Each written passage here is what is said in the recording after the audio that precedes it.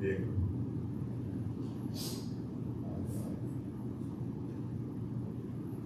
Empezamos. Estamos, ok. Bueno, oficialmente, buenas tardes, bienvenidos a nuestra presentación de la revista Magisterio, año 9, número 1, 2024. Esta revista salió prácticamente finalizando el año 2024. De hecho, prácticamente salió comenzando el 2025 porque tuvo el periodo navideño cuando ya se había enviado a imprenta, ¿verdad? Sobre el tema museología y educación. La Junta Editora de las revistas de la Asociación de Maestros acostumbramos cuando son temas, cuando la revista aborda un tema en particular, pues hacemos algún tipo de actividad de presentación.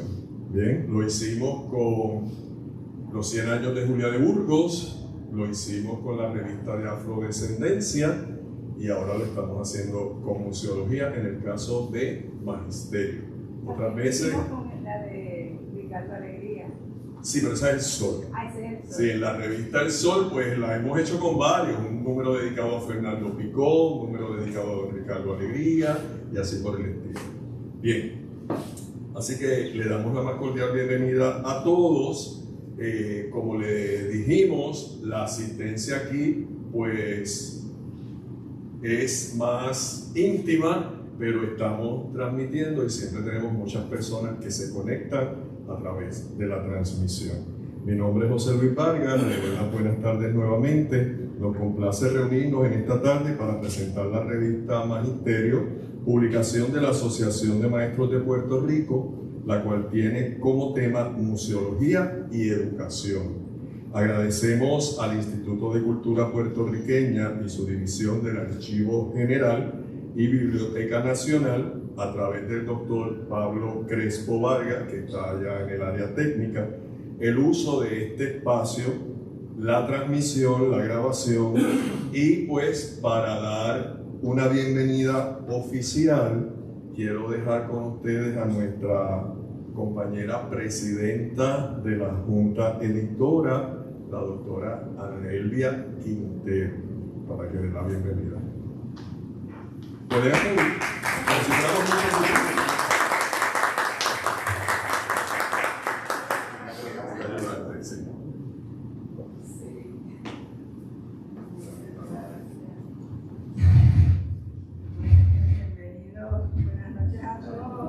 Agradecemos mucho, ¿verdad?, la presencia de todos ustedes esta noche al presentar la revista Magisterio. La revista Magisterio, como dijo José Luis, ¿verdad?, es una publicación de la Asociación de Maestros. Desde hace más de 50 años, la Asociación de Maestros ha estado publicando la revista El Sol, dedicada a dar a conocer proyectos educativos y culturales. Hace unos 9 años, la Junta Editora le propuso a la Junta de Directores de la Asociación que junto a la revista El Sol iniciáramos otra publicación con carácter más académico, donde se publicarían investigaciones y análisis de asuntos educativos. Nació así la revista Magisterio. En esta ocasión, ¿verdad?, la revista Magisterio está dedicada al tema de los museos y la educación.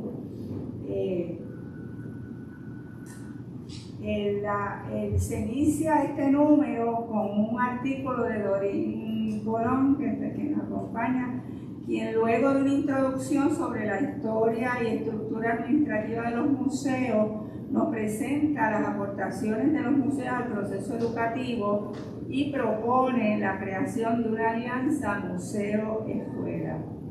El próximo artículo de Rafael René Díaz Torres explica cómo las aportaciones del pintor puertorriqueño Francisco Oller, en particular los elementos paisajistas y culturales de su trabajo, constituyen una valiosa herramienta para la enseñanza de la geografía de Puerto Rico.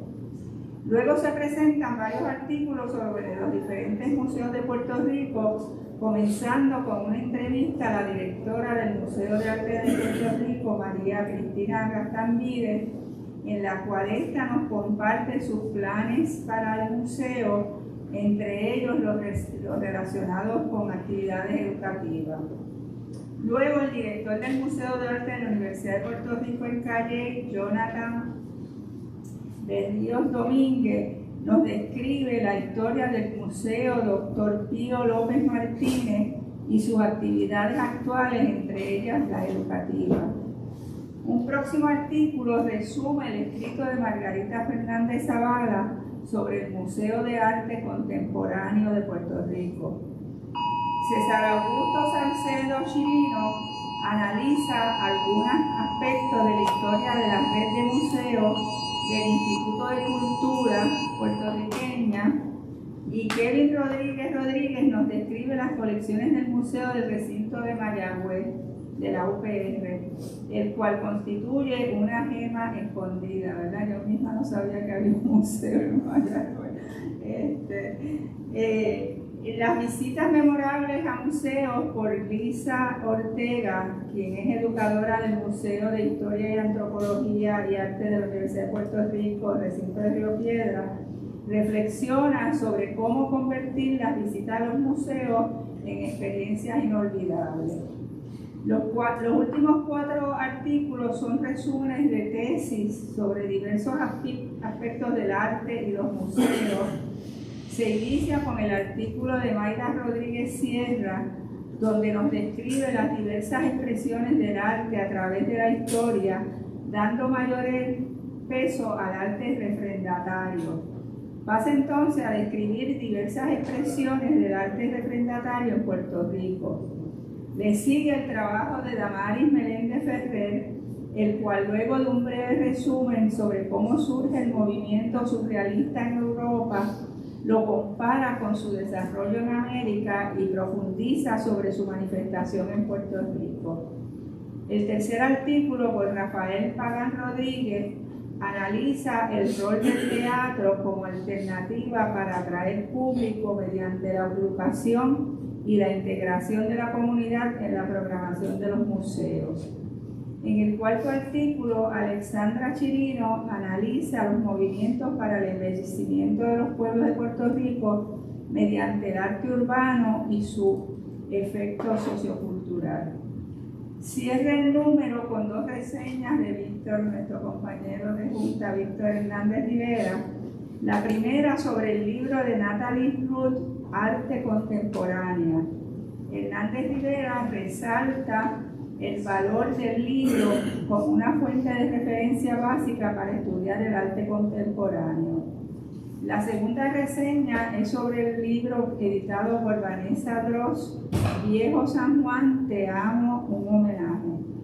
Este libro es el producto editorial de un grupo de intelectuales que residen en el Distrito Histórico Capitalino, que se dan a la tarea de aproximarse a la historia y entrañable ciudad desde el ojo de su quehacer fundamental o ámbito profesional en el que se desempeñan, pero sobre todo a partir de la mirada de amor que le profesan al espacio donde transcurren y transitan su vida citadina.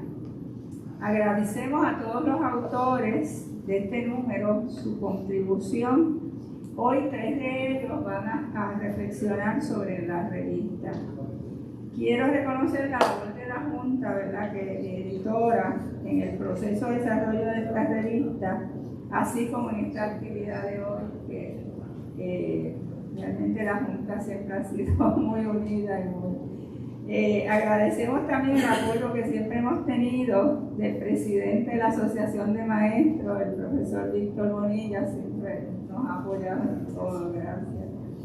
Finalmente, quiero recordar a nuestra querida hermana Iris Rivera, quien por más de 20 años formó parte de la Junta Editora y falleció durante este año académico, así que es muy triste para nosotros. Y agradecemos otra vez al Instituto, ¿verdad?, que siempre nos ha brindado este espacio y nos ha dado la oportunidad que la actividad se vea, ¿verdad?, más allá de sala. Muchas gracias.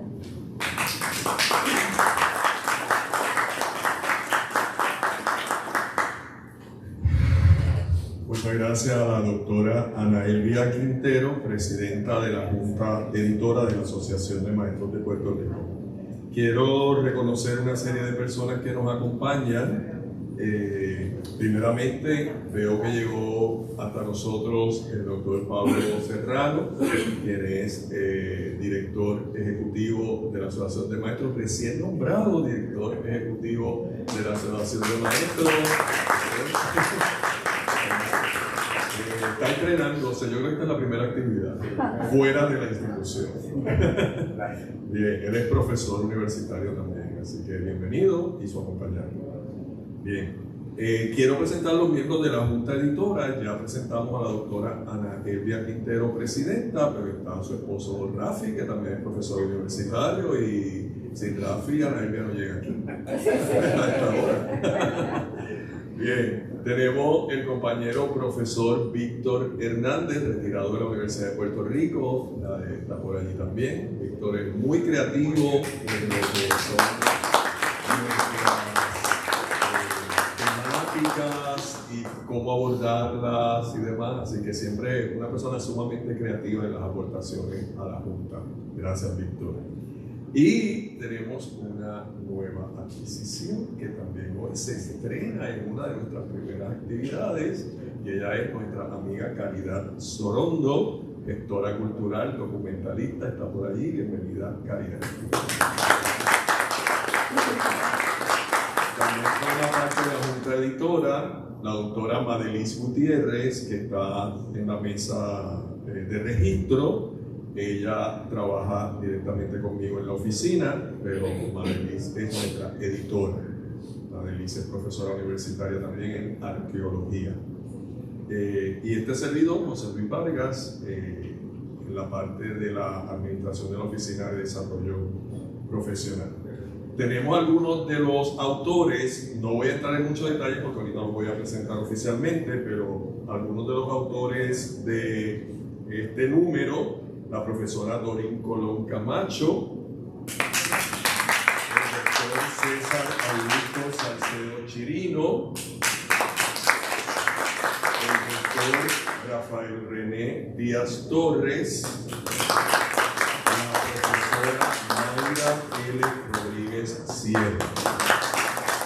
Si se me quedó alguno que no he identificado, pues no los conozco a todos personalmente, me dejan saber. ¿Bien? Espero todos sean bienvenidos. Y pues es momento entonces ahora de presentar a ustedes a nuestro presidente de la Asociación de Maestros de Puerto Rico, la persona que nos permite hacer todo esto y mucho más, el profesor Víctor M. Bonilla Sánchez, con saludos.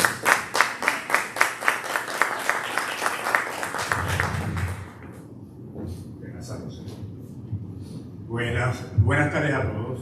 Buenas tardes. Estimados amigos y amigas, muy buenas tardes. Me uno al saludo protocolar. Agradezco su presencia en esta tarde, en que me complace que nos acompañen en la presentación del número 1, año 9, 2024 del anuario Magisterio, dedicado al tema Museología y Educación. Deseo resaltar el trabajo de la Junta Editora, de nuestras revistas, la presidenta, la doctora Ana Elvia Quintero, quienes con mucho celo y dedicación han logrado que nuestra revista cada día alcance mayor difusión y sigan contribuyendo al mejoramiento profesional de nuestros maestros. Debo destacar que este año a la Junta Editora de nuestra revista se ha unido la reconocida gestora cultural y creadora de múltiples proyectos de nuestro país, la amiga, mi amiga, nuestra amiga Caridad Sorondo, quien, según me han informado, se ha incorporado a la Junta con mucho entusiasmo. También agradecemos a los doctores Víctor Hernández, José Luis Vargas y Mabel Gutiérrez, miembros de la Junta Editora de Magisterio y El Sol, por su esfuerzo de editar cada número y en organizar estas presentaciones. El Anuario Magisterio cumple el próximo año 15 años de haberse fundado como la revista académica de la Asociación de Maestros de Puerto Rico.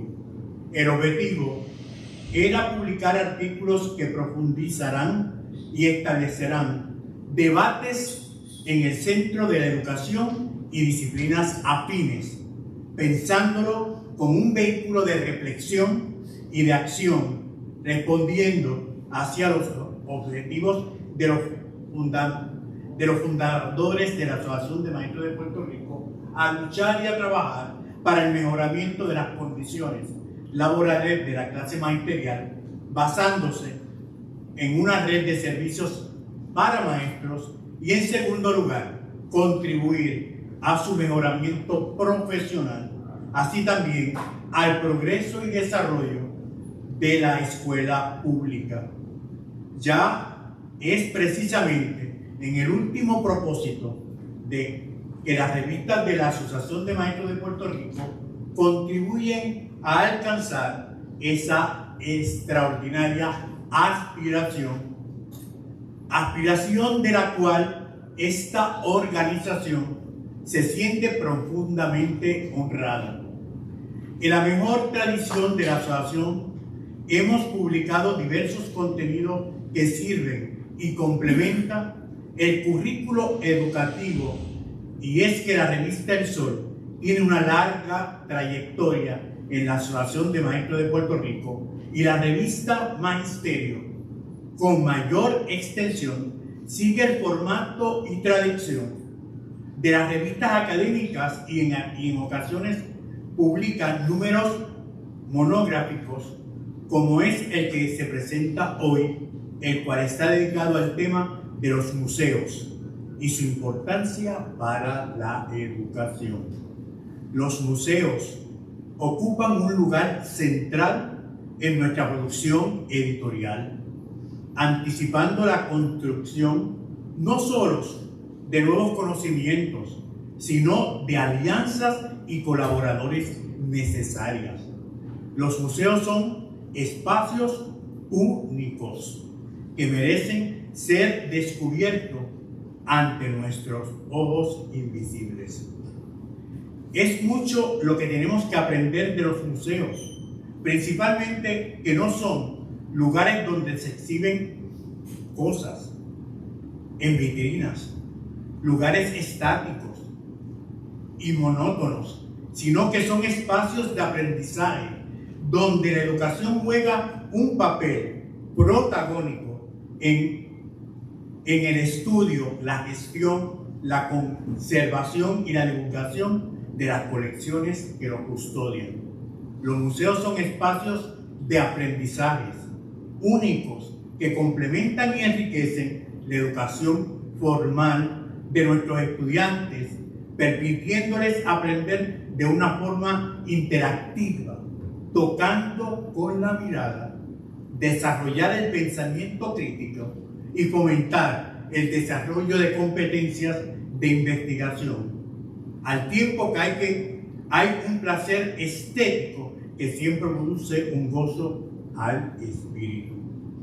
Estoy seguro que los ensayos que conforman este número de Magisterio no solo son una aportación significativa de nuestro acervo educativo, cultural y bibliográfico, sino que llenará a muchos de curiosidad de conocer por qué los museos son un gran aula extendida que nos sensibiliza profundamente, ampliando los horizontes de nuestro conocer y sentir. Gracias nuevamente a la Junta Editora, al Instituto de Cultura Puertorriqueña y al Archivo General por abrirnos sus puertas. Le agradecemos a todos los presentes por haber aceptado nuestra invitación. Que lo disfruten.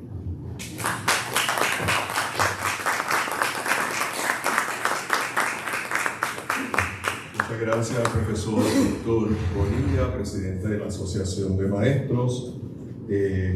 Voy a llamar entonces ahora acá a la mesa a los panelistas. Realmente, de entre todos los artículos mencionados por la doctora Nelvia Quintero, pues nosotros contactamos, ¿verdad? Por ser una presentación imposible que todo el mundo tuviera participación, contactamos a algunos de los autores por sus temáticas, por su cercanía también al tema que nos compete de la museología y demás, y por el valor de sus artículos, no que los demás no lo tengan, ¿verdad? Pero no era imposible tener a todos con nosotros. Así que para tener una visión general de la revista, me voy a llamar arriba a la profesora Dorín Colón Camacho. Adelante.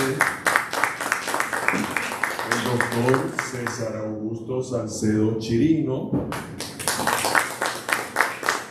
La profesora Mayra L. Rodríguez Sierra.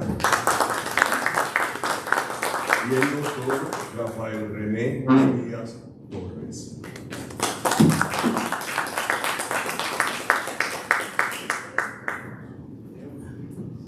Para conducir la discusión o la presentación, pues a ellos se les hicieron llegar básicamente unas preguntas guías, ¿verdad? Y también se les dio un espacio para que también ellos crearan y comunicaran algo que quisieran hacer. Y vamos entonces a comenzar con la profesora Dorín M. Colón Camacho. Ella tiene una preparación en Historia del Arte, se ha desempeñado como profesora universitaria y actualmente es consultora, especialista y conservadora de museos. Su proyecto más significativo, según me dijo ella, fundó el Departamento de Educación del Museo de Arte de Puerto Rico. Ella es la creadora de ese programa de Puerto Rico y lo dirigió por 20 años. Ahora pues se dedica a la consultoría. Bien. Dorín tiene unas palabras de inicio, me había dicho. Esto lo vamos a hacer dentro de la formalidad, también con familiaridad. Así que siéntete libre en este momento de compartir tus palabras de introductoria. Gracias. Y luego entonces vamos a las preguntitas guías. Pueden usar el micrófono de ahí del centro, lo pueden mover o lo pueden sacar si fuera necesario. Creo tener un buen bozarrón. Me dejan saber. Sí, se fija, sí. Mi hija, fui educadora pues muchísimos años en el aula universitaria y mi hija me decía, ¿pero por qué tienes que hablar tan alto? ¿Tienes molestia? Y yo, no, es que tengo que asegurarme que aquel que está allá atrás se encargue de escucharme. Así que de ahí aprendí a hablar con gran fuerza. La verdad es que esta actividad me parece muy hermosa, sobre todo porque estoy viendo el nivel de sensibilidad que han mostrado en esta introducción y estoy más que honrada. Les presento unas palabras reflexivas de introducción antes de pasar a la pregunta. Muy buenas noches, es un privilegio estar junto a ustedes esta noche para compartir nuestra visión en pleno convencimiento del valor y la riqueza que significa lo que estamos proponiendo de una alianza museo-escuela, lo que es limitado a una sigla llamada AMI. Mi agradecimiento especial a la doctora Anaelga Quintero, que cuando me invita un domingo de salida de misa me dice, quisiera escribir sobre museo-escuela. Eso fue como haber escuchado a los ángeles cantar, porque si algo me gusta y algo en que creo y que he visto el resultado de tantos años de trabajar no a las alianzas formales e informales entre los museos en los cuales he trabajado, fue una invitación no solamente bonita, sino que sentí que había llegado el momento de tenerme que sentar a reflexionar y escribir de las experiencias vividas y también obligarme a actualizar en las lecturas sobre el tema. Agradecida, Ana. También mi agradecimiento a la Junta de la revista Magisterio, a la doctora Madeline Gutiérrez y al doctor José Vargas, que acabo de conocer y siento que son buenos y extensos amigos de muchos años. La invitación para reflexionar sobre el tema que nos ocupa ha sido la oportunidad que nos obligó a reflexionar sobre una vida profesional dedicada al arte, la educación y a los museos. También nos obligó a ponernos al día en la lectura de los autores que más recientes han enriquecido el legado bibliográfico sobre el tema museos y escuelas. Auguro que esta publicación se ha de convertir en una referencia obligada que pueda transformar la educación en Puerto Rico. Esa es mi gran ilusión. Una alianza museo-escuela es una apuesta a favor de la comunidad escolar. Los museos se definen como instituciones educativas en virtud de la sociedad. Son instituciones democráticas que tienen como misión servir a todos los sectores de la comunidad. La Biblioteca de Alejandría era considerada, o es considerada una de las instituciones dedicadas a la difusión del conocimiento, que albergó una colección de aproximadamente entre 400.000 y 900.000, los números fluctúan según la lectura de donde se haga. Documentos, manuscritos en papiro, se le llamó museo o templo de las musas, que ustedes todos como educadores saben que son la poesía, la historia, la música, la tragedia, un himno, comedia, danza y astronomía.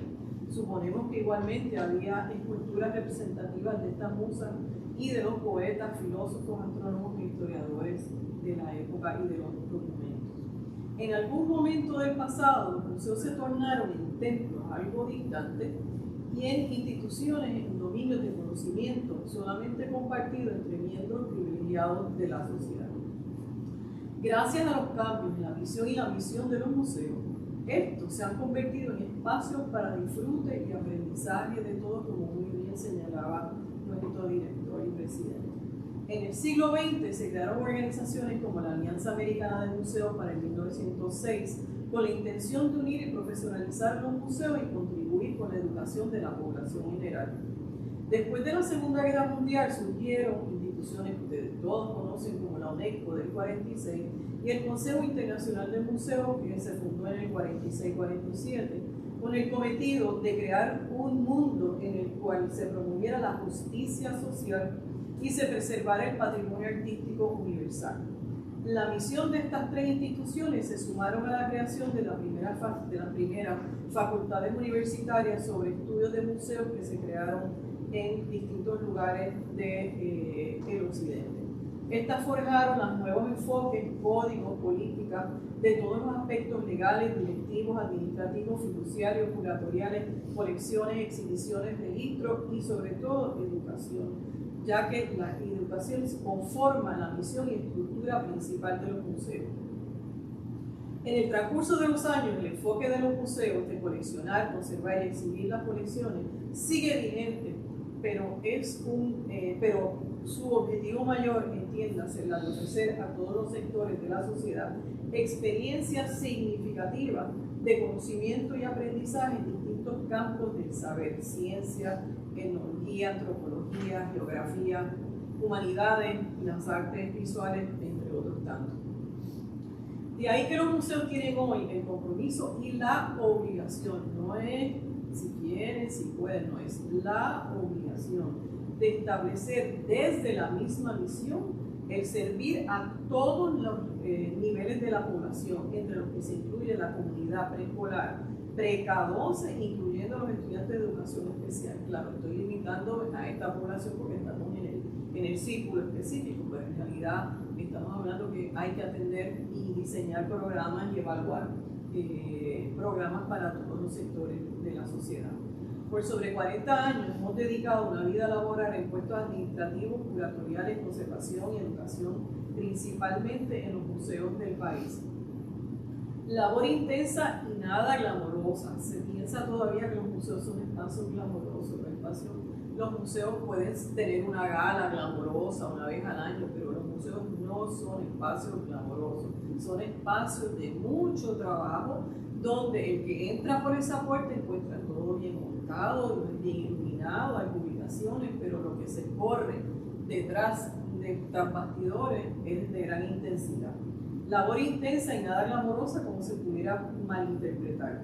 20 de esos años los dedicamos a crear un departamento de educación en el Museo de Arte de Puerto Rico, que supongo que todos ustedes conocerán que está en la Avenida de Diego 299, que sirviera de referencia a algunos y muchos museos de la isla. La visión con la que se funda dicha institución fue la de crear espacios y programas para familias, envejecientes, maestros, estudiantes, personas con impedimentos, personas con distintas condiciones de salud y diversidad funcional y sobre todo también el público en general, con el propósito de contribuir a una transformación, sentido de orgullo y enriquecimiento personal, humanístico, cultural y artístico en cada uno de sus visitantes. Uno de los mayores esfuerzos se centraron en el desarrollo de experiencias a través de diseñar junto a maestras y maestros recorridos temáticos según los estándares de las materias educativas del sistema educativo público y privado de Puerto Rico. Diseño, ofrecimiento, evaluación y avalúo de talleres de mejoramiento profesional ofrecidos libre de costo a la clase magisterial del país. Producción de materiales educativos bilingües en distintos formatos, incluyendo el digital, para estudiantes y educadores. A lo anterior se suman diversos recursos interactivos que se ofrecen a través de la Galería Interactiva Fundación El Ramos y los que se ofrecen a través de la página electrónica del museo. Antes de atender las preguntas que me fueron asignadas para compartir esta noche, deseo hacer un reconocimiento a profesionales de museos que en nuestra isla han sido pioneros en la creación de esta visión. Particularmente destaco a la doctora Carmen Teresa Ruiz de Fischer, quien desde el Museo de la Universidad de Puerto Rico comenzó con unos talleres de adiestramientos para maestros, integrando la colección del museo al currículo escolar. También Flavia Marichal ha hecho un trabajo precioso durante estos pasados 40 años como su directora. Quiero también reconocer la labor y el apoyo que recibí durante estos 20 años que estuve dirigiendo y creando el Departamento de Educación, que les dieron el máximo para hacer una labor dedicada en pro de nuestros maestros y estudiantes. Usted es mi Gracias, Dorín. El artículo de Dorín se titula Una alianza museo-escuela, que es lo que ella propone para el enriquecimiento de la enseñanza-aprendizaje en las escuelas de Puerto Rico. Y una primera pregunta dice, ¿en qué radica la importancia de promover el concepto de alianza museo-escuela? Ese proyecto existe de manera formal en algunos casos y de manera informal en otros. Pero como habla en la introducción, es obligado que los museos atiendan sus públicos, principalmente partiendo de las colecciones, pero ya ha habido un giro en los museos donde coleccionar es importante, preservar es importante, pero la documentación que se hace de los museos ya tiene que tener distintos focos y distintos objetivos, porque no es lo mismo atender a una comunidad escolar que atender a un público adulto. Y por lo tanto, esta propuesta que uno pues, tiene tanta ilusión, ¿verdad?, de que se continúe o que se extienda, y es que los museos, pues obviamente van a fomentar, lo que se dice siempre, van a fomentar la sensibilidad, la creatividad artística, promover las destrezas visuales, reafirmar los valores culturales, las artes visuales, en el caso de Puerto Rico, puertorriqueña, y servir de laboratorio a los maestros, facilitadores y administradores de los grados pre-K12 para reforzar la labor docente de todas las materias. Y cuando digo todas las materias, es posible integrar los museos en todas las materias. Lo hemos hecho en el pasado, lo hacen otros museos, lo vienen haciendo desde hace muchísimos años. Nuestras referencias para el desarrollo de la programación que se creó, esencialmente ya había instituciones como el Philadelphia Museum of Fine Arts, el Museo Paul Getty, el Museo Británico, que fueron una referencia, te estoy hablando de los 90, que ya venían integrando lecciones curriculares en sus páginas electrónicas que se bajaban libremente para los maestros, para que se pudiera aplicar en el salón de clase. Colaborar con las metas y los objetivos pedagógicos del Departamento de Educación, La programación de los museos, cuando van a dirigirse a las escuelas, tienen que basarse o se basan en los estándares de todas las disciplinas. Y en este caso en particular también están las competencias del siglo XXI. Y es sumamente fácil establecer estas alianzas. Se pueden ofrecer programas para grupos en la comunidad escolar y estudiantes de todos los niveles. Incluso estudiantes con diversidad funcional. Se ofrecen talleres de mejoramiento profesional a los maestros para que los maestros sean en realidad conjuntamente con el museo. Nunca es el museo el que determina la programación, siempre es con el educador. El educador es el que va a determinarle y ofrecerle al museo cuáles son sus necesidades, cuáles son los objetivos establecidos para que el estudiante aprenda X o Y destreza. Es con los educadores que se desarrollan estos programas. Los museos tienen unas estrategias, pero obviamente la educación formal tiene otra, por lo que entonces es necesario que esas alianzas se trabajen en conjunto. Básicamente, dar acceso a estudiantes que no tienen la oportunidad de desplazarse a museos mediante programas en línea. Recuerdo haber gastado un dinero que se recibió y se compró este robot que iba visitando las áreas del museo, porque la idea era llevarlo a hospitales, llevarlo a escuelas, pero en realidad quedó rezagado porque entre los programas digitales es mucho más sencillo hacer ese tipo de aportación. Algo importante que tiene que suceder de parte de los museos en una alianza es producir material educativo, manuales de lecciones, modelos para maestros, escritos por los maestros, hojas de actividades para los estudiantes, escritos, ¿verdad? Y diseñados por los educadores, interactivos bilingües o trilingües, dependiendo de la necesidad o objetivo. Los libros de cuentos son importantes. Aquí en Puerto Rico se han publicado libros de cuentos para niños. El Museo de Arte de Ponce tiene, el Museo de Arte de Puerto Rico tiene uno también. Otras actividades recomendadas por el mismo educador. Bien. ¿Cómo se organizan los museos para cumplir con los objetivos didácticos y pedagógicos? Tiene que partir de la alianza o de los primeros encuentros con los educadores. No se puede desarrollar un programa educativo en un museo para niños, para estudiantes, que no cuente con el educador. El educador se convierte en el consultor del museo, porque él te dice, mira, estoy trabajando este vocabulario, este ejercicio, el grado de nivel es este, el enfoque debe ser este. Normalmente lo que se hace es que se invita a los maestros, a veces se puede hacer una actividad, digamos, una casa abierta para que vengan maestros de todo el sistema, o se va desarrollando un grupo, lo que yo llamo un grupo asesor de maestros, ¿verdad? Cuando digo maestros, hombres y mujeres especialistas en distintos temas, y entonces se va desarrollando y se va creando los proyectos. Ahora, existen ya proyectos de integración de los museos a algunas escuelas, por ejemplo, se pueden integrarse a proyectos existentes de probada seriedad y compromiso, como por ejemplo existe la iniciativa preescolar de la Fundación Ángel Ramos con el Museo de Arte de Puerto Rico. La Fundación Ángel Ramos también colabora con el Museo de Arte Contemporáneo. La Fundación Ángel Ramos también colabora con el Museo de Arte de Ponce, es decir, que ya hay proyectos existentes de alianzas museos-escuelas gracias a que existen algunas fundaciones que están convencidas del valor pedagógico y de sensibilidad y de riqueza personal que tienen estas alianzas. También se pueden acercarse a una escuela para proponerle una alianza para apoyar la labor de la clase magisterial en los objetivos didácticos y pedagógicos. Aquí hago una interrupción.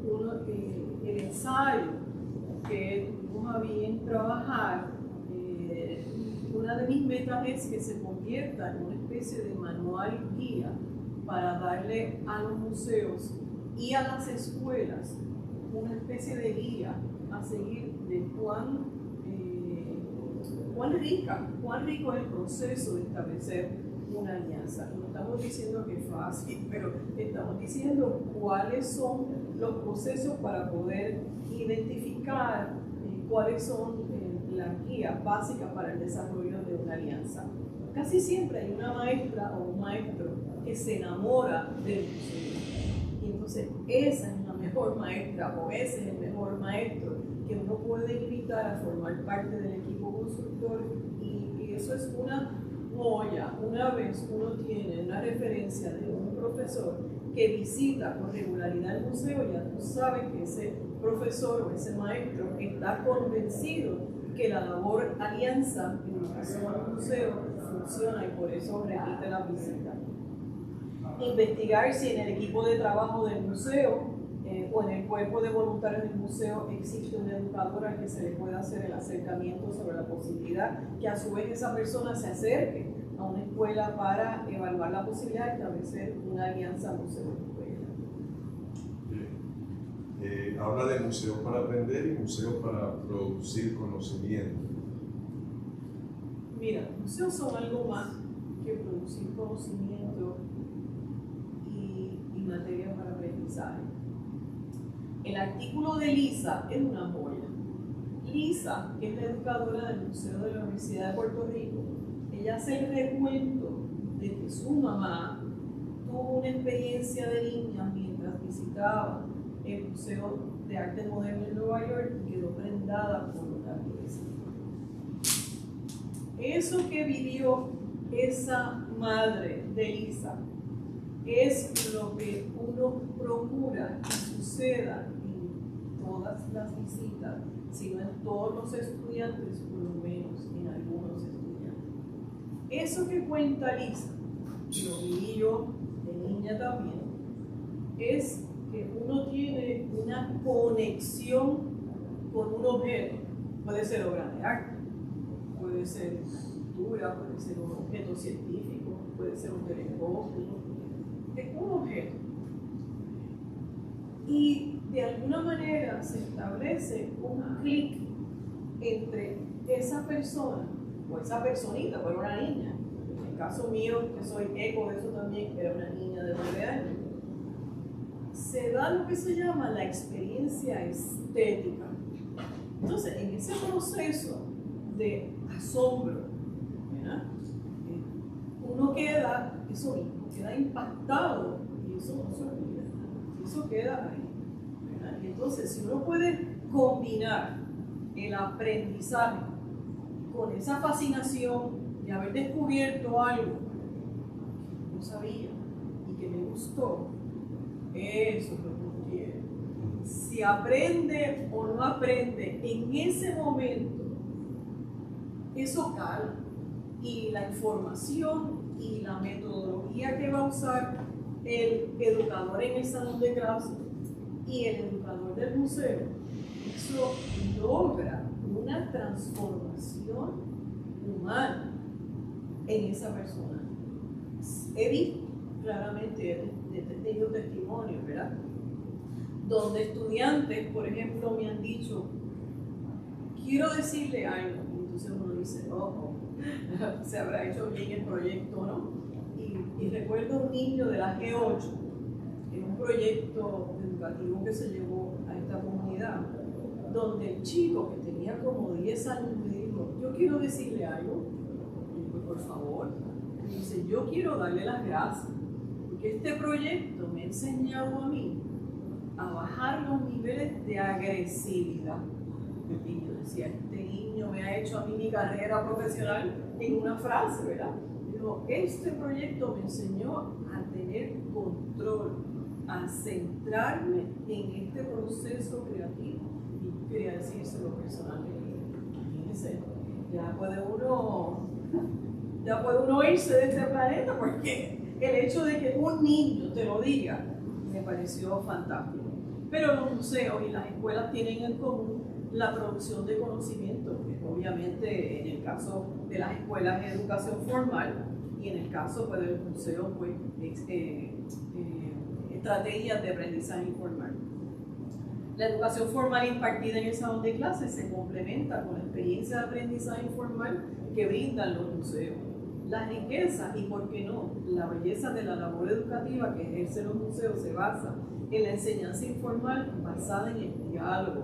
No es asunto de enseñar, es asunto de compartir, es asunto de conversar, es asunto incluso de jugar, ¿verdad? En el contexto del museo, que se piensa que no, los niños se pueden sentar en el piso, los niños pueden cantar en el museo, los maestros pueden llevar instrumentos musicales.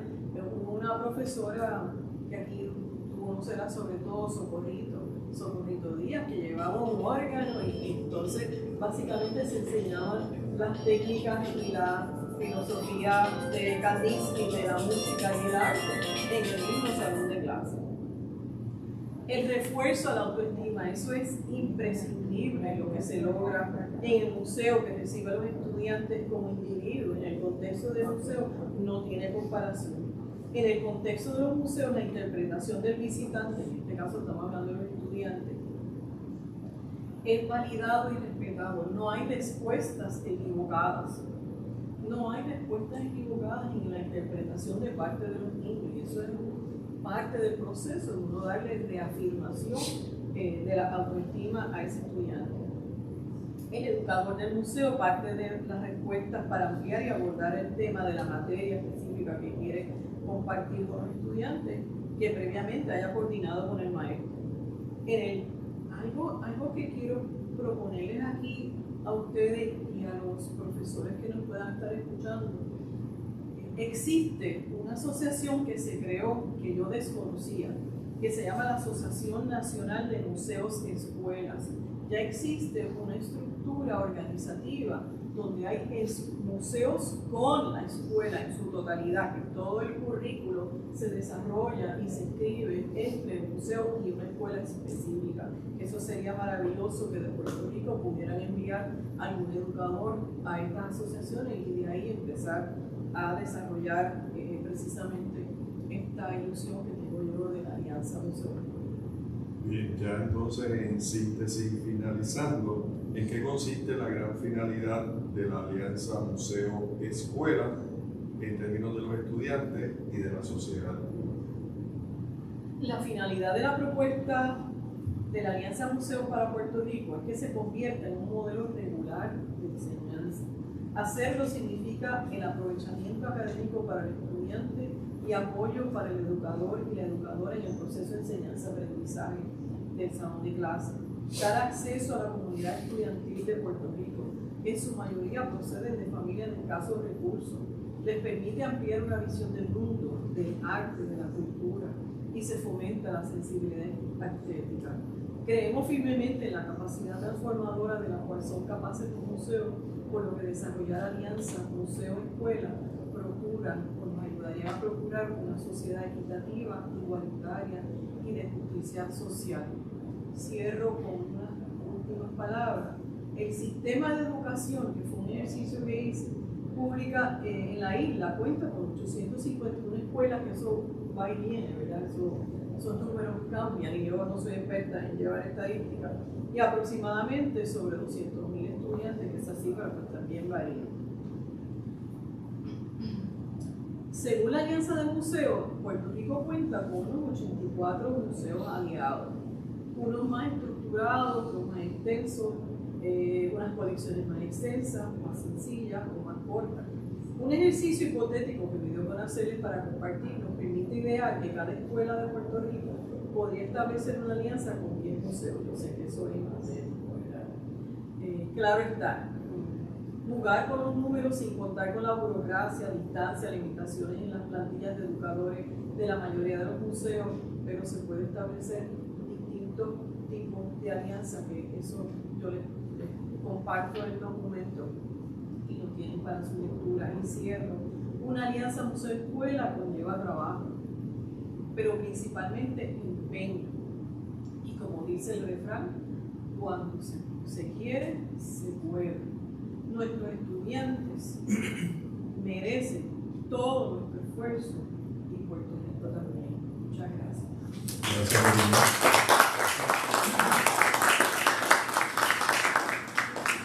Bien, nuestro segundo compañero participante es el doctor César Augusto Salcedo Chirino.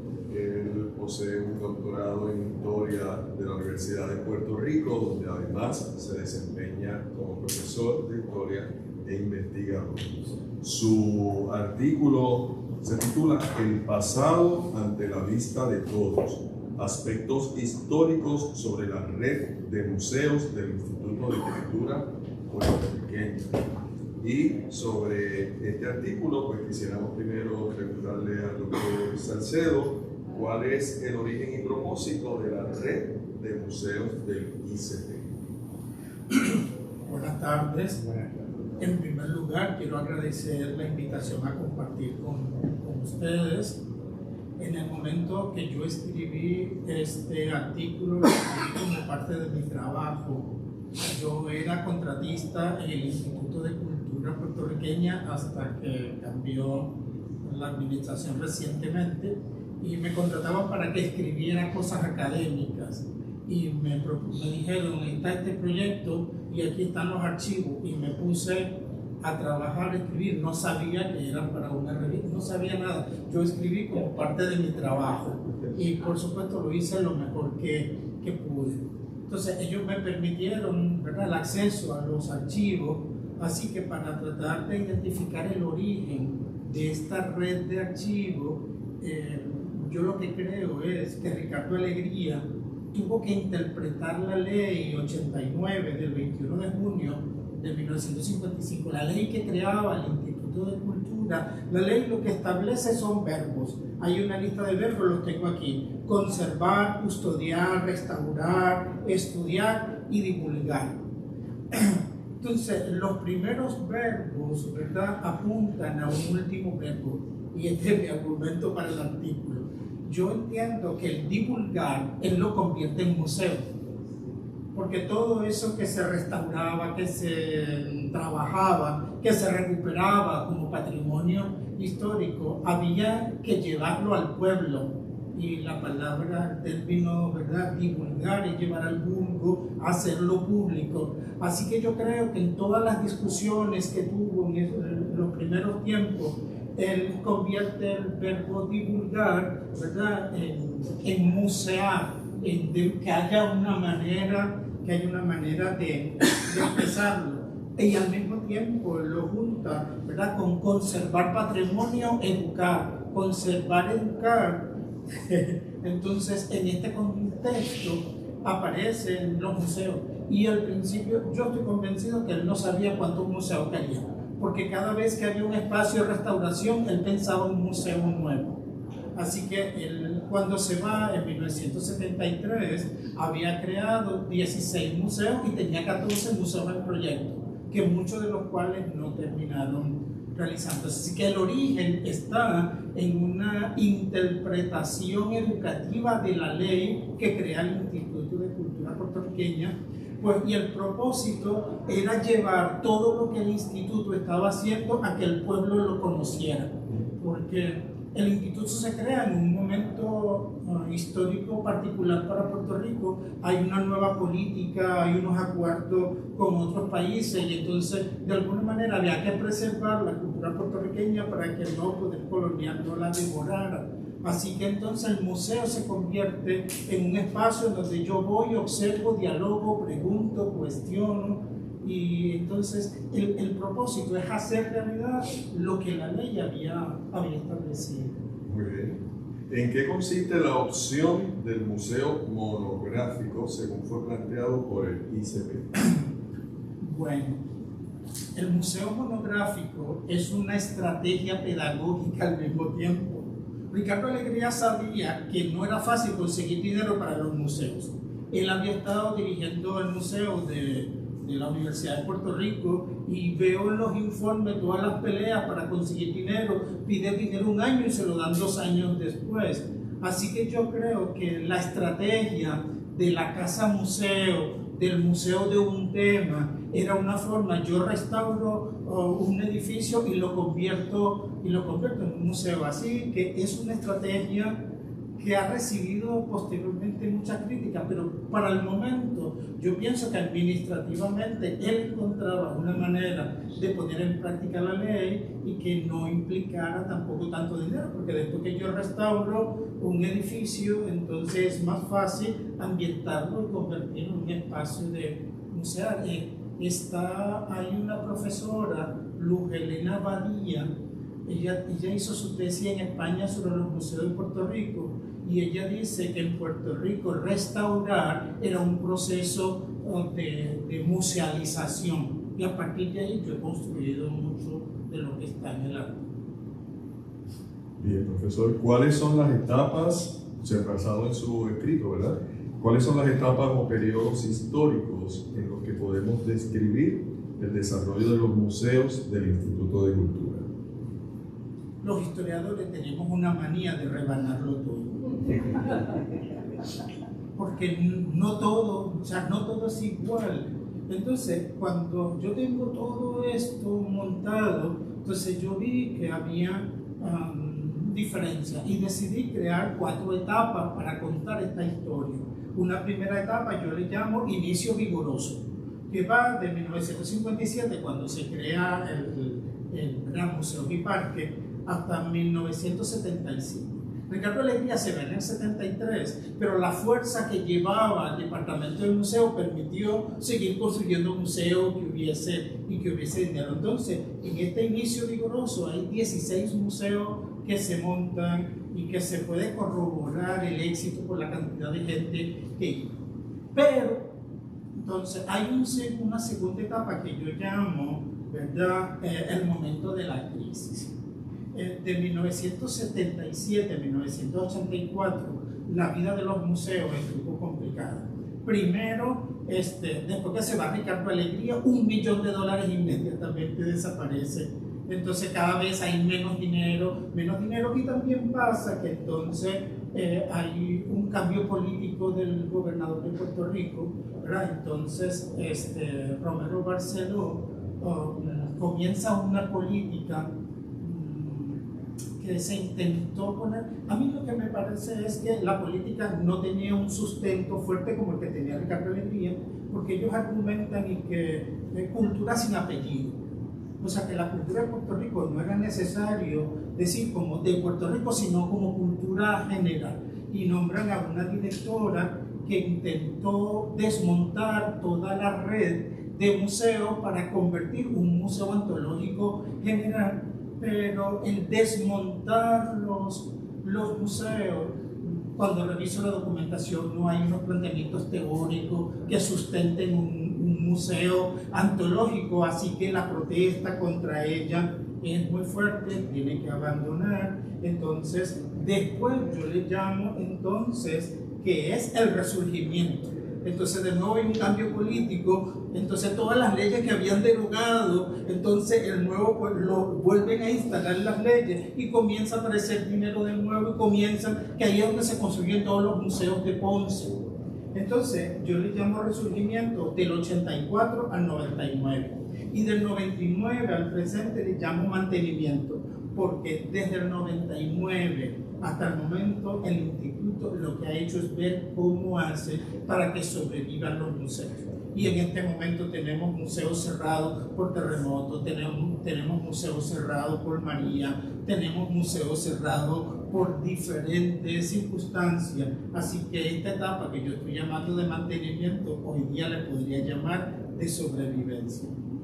Muy interesante esa síntesis.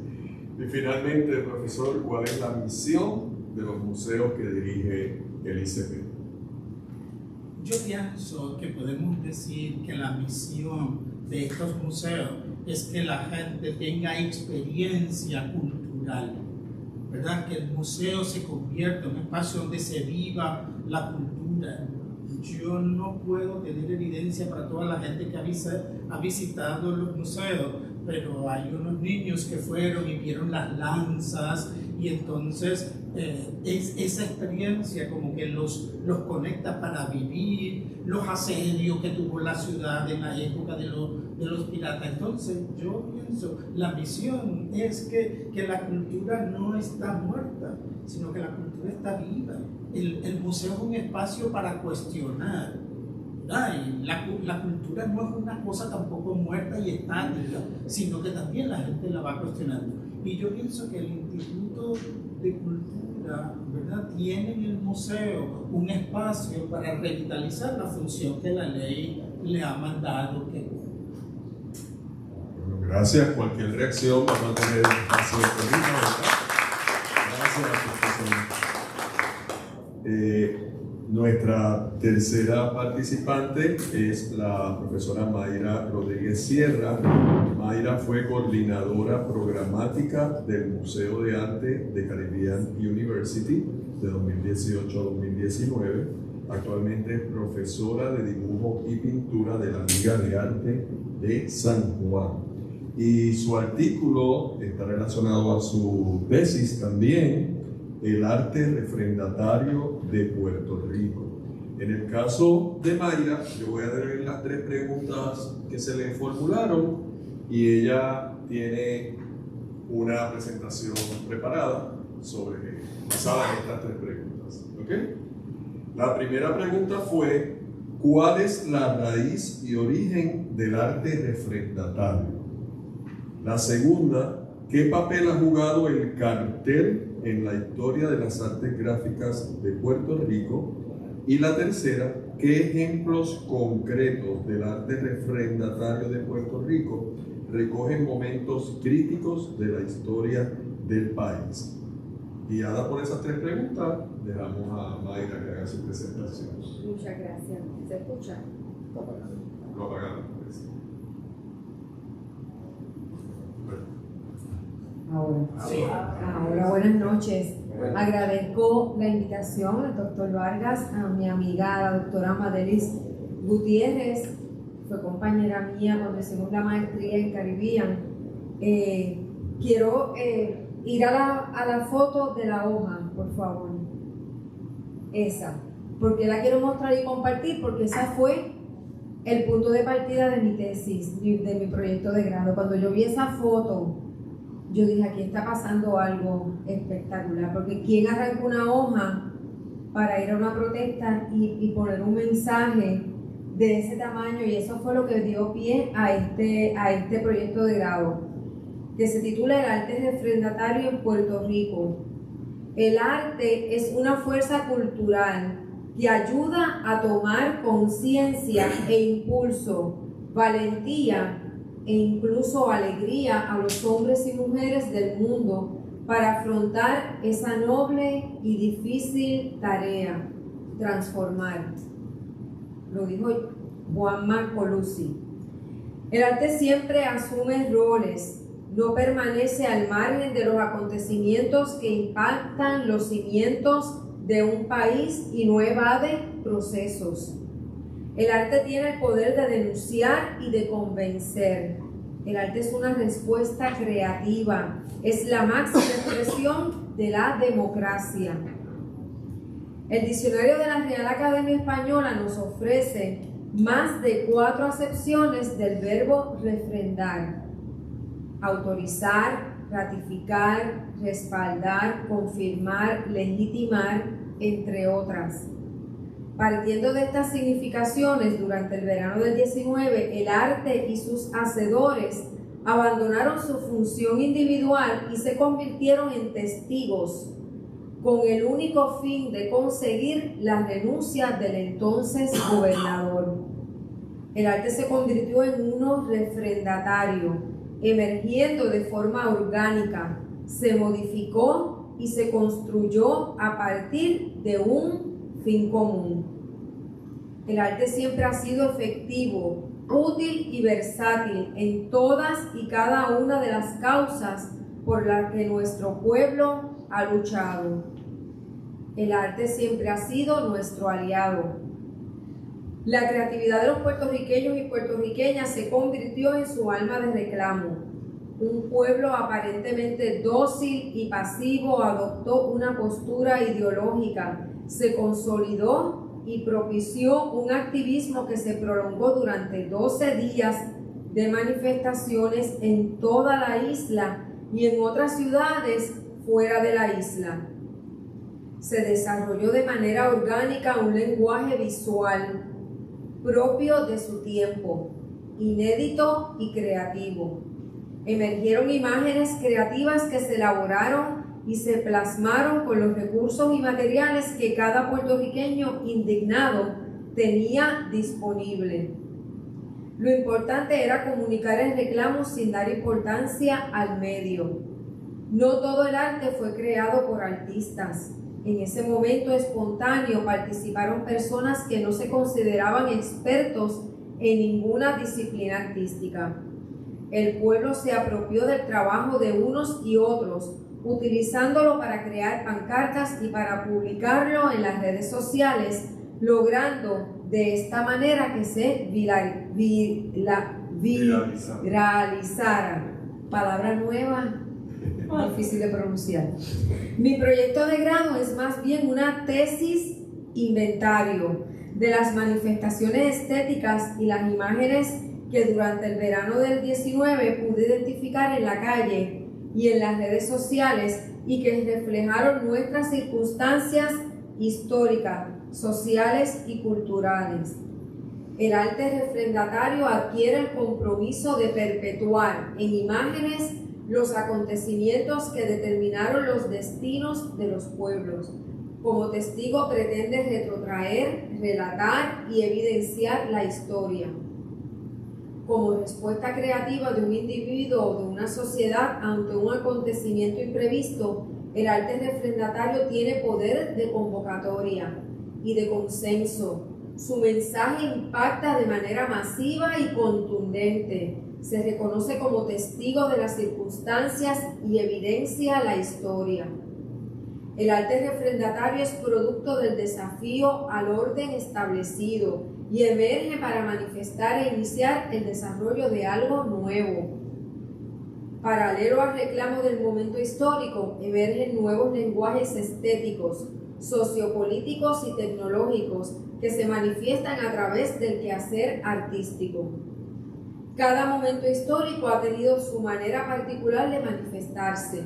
Cada expresión concreta es particular en estilo y contenido y es reflejo de las tendencias y avances de la tecnología de una época. En la historia de las artes plásticas puertorriqueñas, el cartel es un capítulo medular. Decía Irene Delano, el cartel es un medio para decir ahora. El cartel fue testigo de la transformación política y social que atravesó Puerto Rico a partir de la década del 50, con el establecimiento del ELA y el programa de reforma social Operación Manos a la Obra.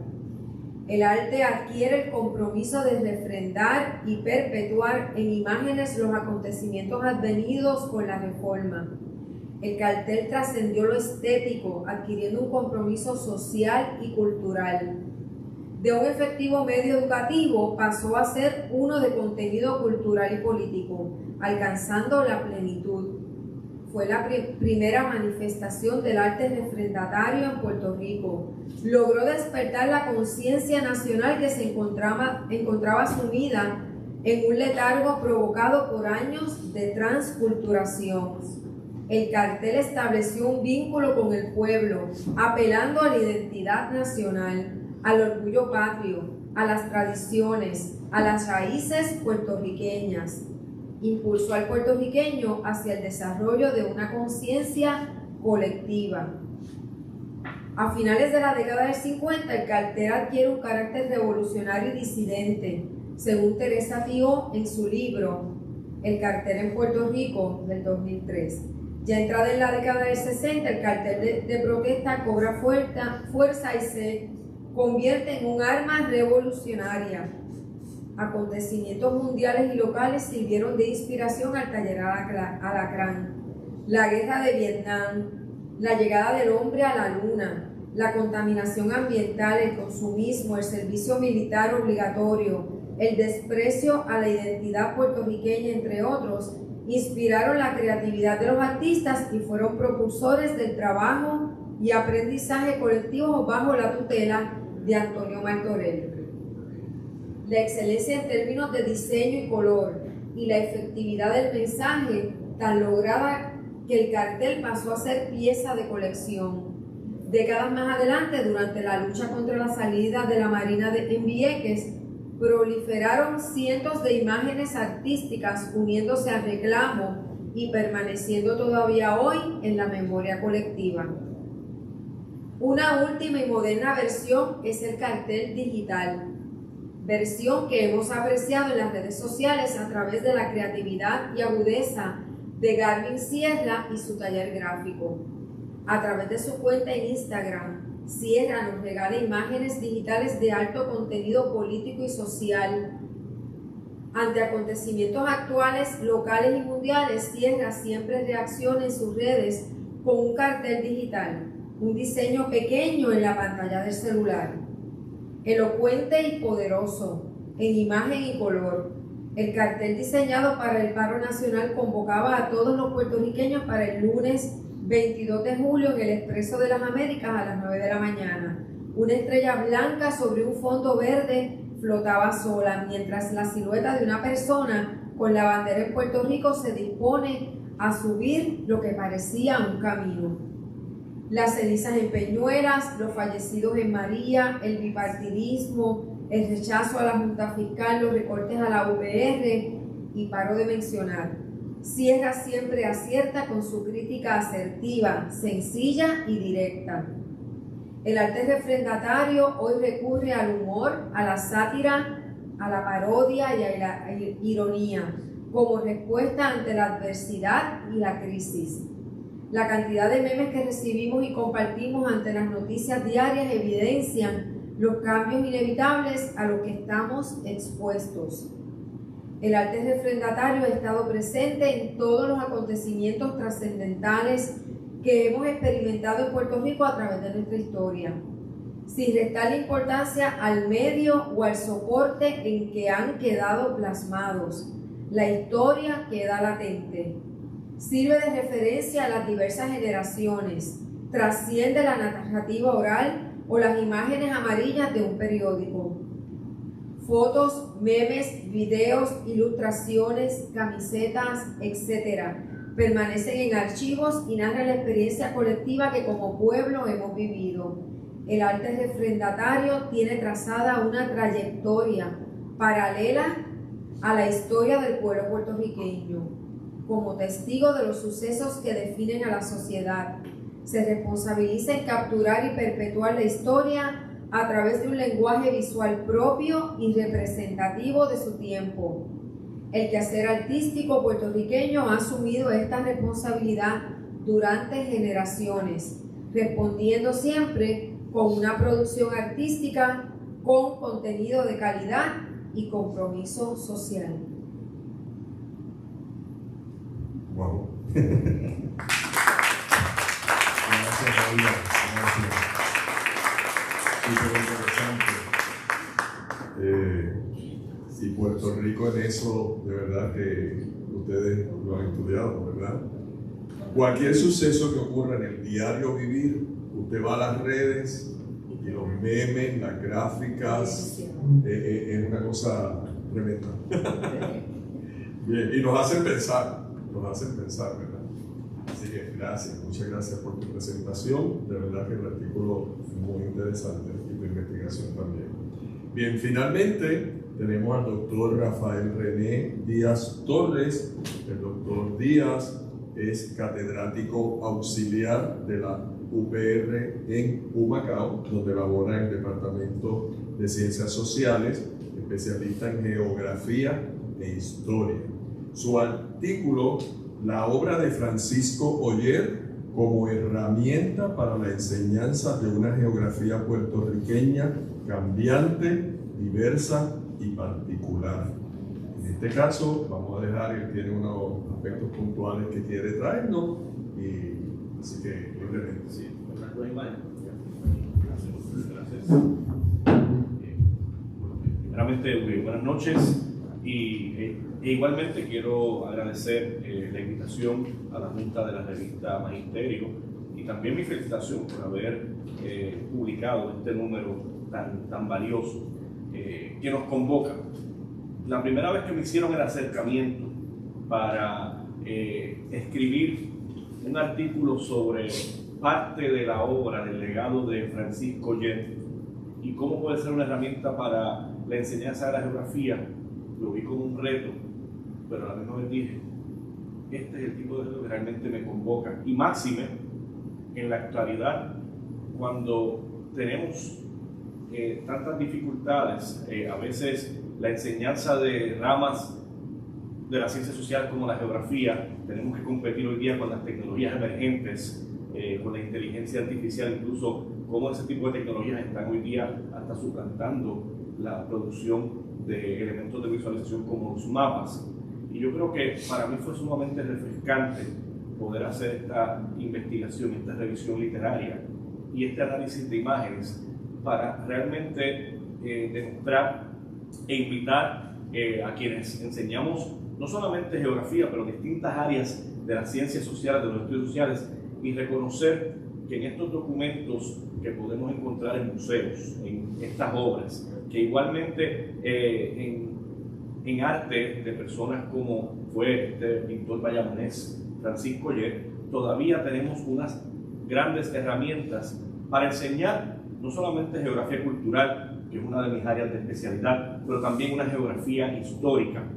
Y a través de esa geografía histórica, reconocer que podemos todavía entender y apelar a la manera en que en la actualidad están ordenados los espacios y lugares en el Puerto Rico de hoy día. Creo que por aquí, bajo esa imagen de Oller, si no me equivoco, que fue donde están las... Ok, vamos a ver. Ese es el cartapacio que dice 2013.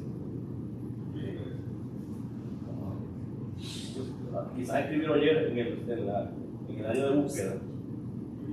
Search, exacto, Oller. Ahí está, perfecto. Muchas gracias.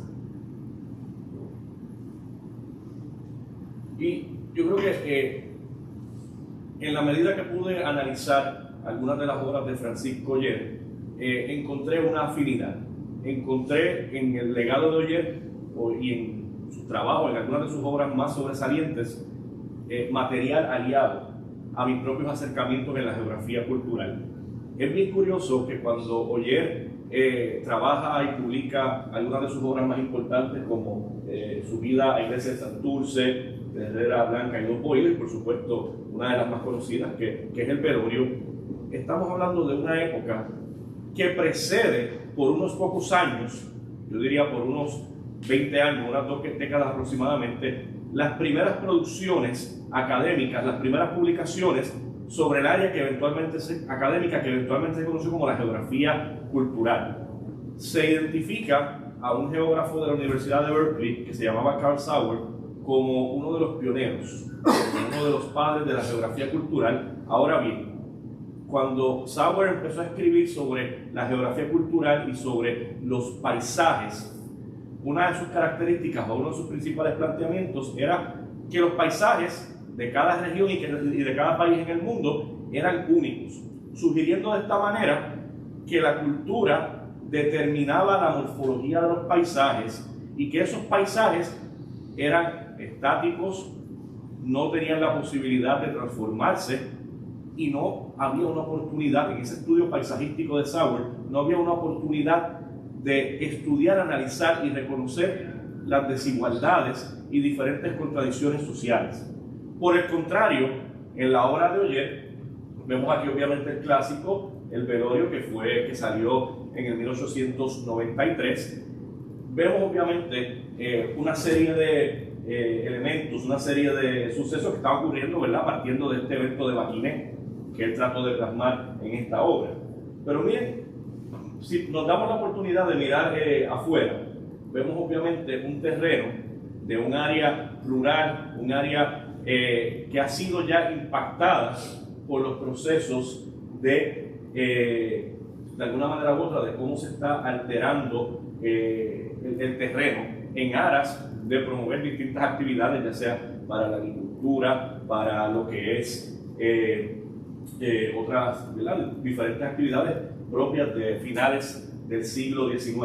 Igualmente, si miramos el techo de esta localidad, de este espacio en donde se lleva a cabo el baquine, nos damos cuenta que se utiliza lo que popularmente le llamamos el bejuco, y es precisamente para darle un sostén a un techo, y eso nos ayuda a reconocer parte no solamente de la climatología de Puerto Rico, pero también de la climatología de la región del Caribe, que sabemos que tenemos siempre entre junio y noviembre lo que conocemos como la temporada de huracanes, la temporada de ciclones, de manera que recurrir a materiales propios de esa biodiversidad puertorriqueña para tratar de dar un soporte a estas estructuras, sabiendo que Puerto Rico, aunque no todos los años recibimos el impacto directo de ciclones, siempre estamos bajo esta amenaza. Igualmente, cuando reconocemos el tipo de muebles que se ven en esta imagen, en este baquiné, en el velorio, hay unos debates. De hecho, una de las personas que quizás ha estudiado de manera más abarcadora el trabajo, la obra de Oller, es Osiris Delgado. Y Osiris Delgado precisamente nos plantea varias posibilidades de por qué existe en este espacio modesto, en esta área rural, por qué hay unos muebles que usualmente se pueden asociar quizás con personas que tienen mayor poder adquisitivo.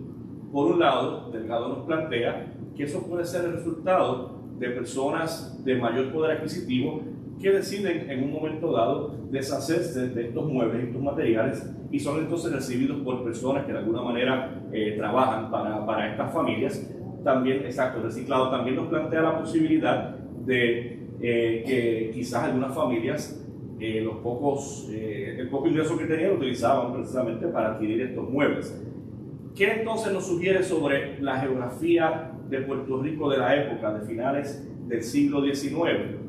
Que en una imagen tan compleja, diversa, como la que se presenta en el velorio, se nos da una idea sobre la diversidad, las desigualdades, las diferencias de clase en el Puerto Rico de esa época. Y precisamente eso es uno de los elementos por los cuales se le criticó a Oller, especialmente a las personas que entendían que Oller no debía estar pendiente a plasmar los problemas y las desigualdades de Puerto Rico.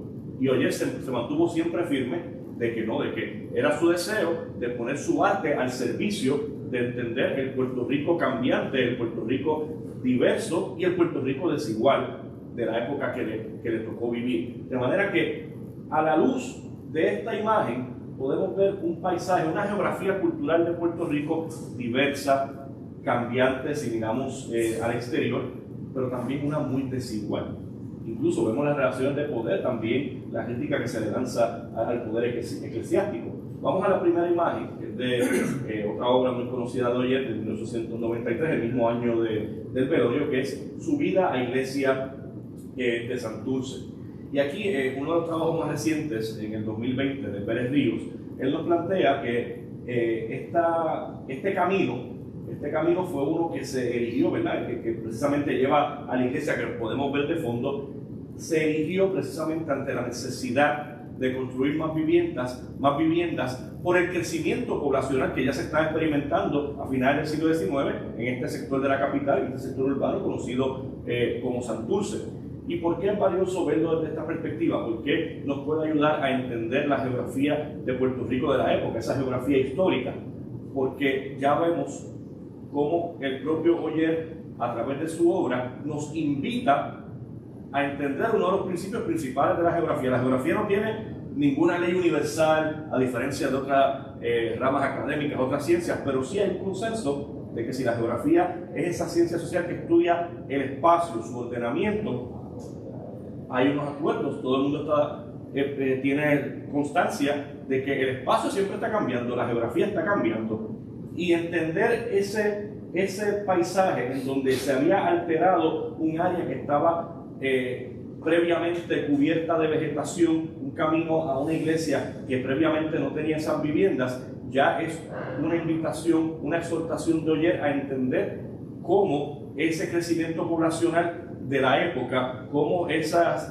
presión llevó a la construcción de viviendas y llevó obviamente a una transformación del espacio en donde surgió obviamente ese camino para poder llegar a esta iglesia en Santurce. Entonces vamos a la segunda imagen, que también es una muy conocida, Ya esta es del 1906, unos pocos años después, que es la de Terrera Blanca y Dos Bohíos. Y es interesante cómo, reconociendo igualmente, volviendo al tema de las relaciones ser humano-ambiente, volviendo al tema de la climatología como una rama de la geografía física, cómo las familias en Puerto Rico, tanto en áreas urbanas como en áreas rurales, reconociendo la necesidad de preservar sus viviendas ante la amenaza de estos fenómenos naturales, recurrieron entonces, más allá del bohío tradicional o de estas casas más modestas, comenzaron a construir unas estructuras que entendían que eran mucho más potentes y era precisamente atemperándose a esa climatología de Puerto Rico. De manera que el caso de Oller, yo lo veo como una persona, si lo vemos desde una perspectiva de geografía cultural, era alguien que estaba